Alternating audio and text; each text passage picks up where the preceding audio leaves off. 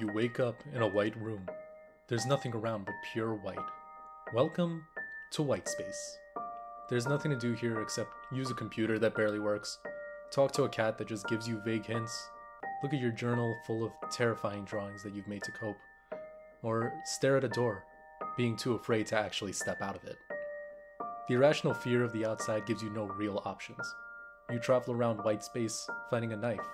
After all, the perfect offense makes for a perfect defense. With that, you clutch your knife close and muster up the courage to take your first step to the outside world. The most terrifying place in the game that you've been afraid of the whole time. But it really isn't as scary as you thought it might be. Welcome to OMORI. Close your eyes, you'll be here soon. 1、2、3、4、5分時々本当に熱帯でもこのワードできない This is meant to be a first impressions video over anything else, so take anything I say with a grain of salt if you plan to play the game and you get further than I did when I made this video. OMORI might have the most depressing starting sequence I've ever seen in a video game. Right before letting you loose into a cute world with lovable characters, off the bat you just know something's clearly wrong, and that feeling stays with you the whole game. You never really shake it off. You'll be playing hide and seek with literal children but still feel like something is clearly very wrong. The game appears to focus on its story first and foremost, while the gameplay, while still really fun, is pretty much a simple indie RPG, though it does have some twists. To start with, things that impressed me from the least to the most off the bat, the gameplay. The gameplay is turn-based, giving you the option to choose your attacks, then based on the speed of each character, you act out your moves. This is split into attack, simple enough, skill, also simple enough, snack, which is healing items, toy, which are offensive-based items, and also follow-up attacks, which are different for each character. The key thing about the gameplay is the emotion triangle. Similar to the weapon triangle in Fire Emblem or Fire, Water, and Grass in Pokemon, characters that are happy do more to angry characters, which does more to sad characters, which in turn do more to happy characters. Again, it's not very complex, but it's enough to keep the gameplay loop fun while you focus on what's important, the story.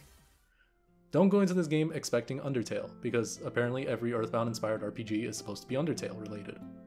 This is a psychological horror game, where you play as Omori, a young boy who shows little emotion and is painted in this game in black and white for some reason.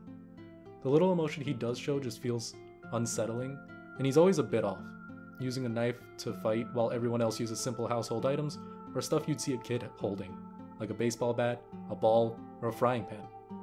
Something is deeply wrong with OMORI, and what I did see within the first 3 hours of gameplay, since I avoided getting too far to make this video, it's unfortunate. He loves his friends clearly, and he's willing to do anything, and even in a friend group of 4 people that are always together, he just doesn't fit in. The story doesn't unravel too heavily since at this point there's only small glimpses of what's to come. You just get a general goal. One of your friends has gone missing and you need to help find him, but you seem to be the only person who realizes that there's something wrong with that friend. You know why he went missing, but you can't say for some reason. You aren't enough to help him either, because OMORI has his own issues to deal with. You travel with Hiro, Aubrey, and Kel, or you can just call them the perfect one, Himbo number 1, and Himbo number 2.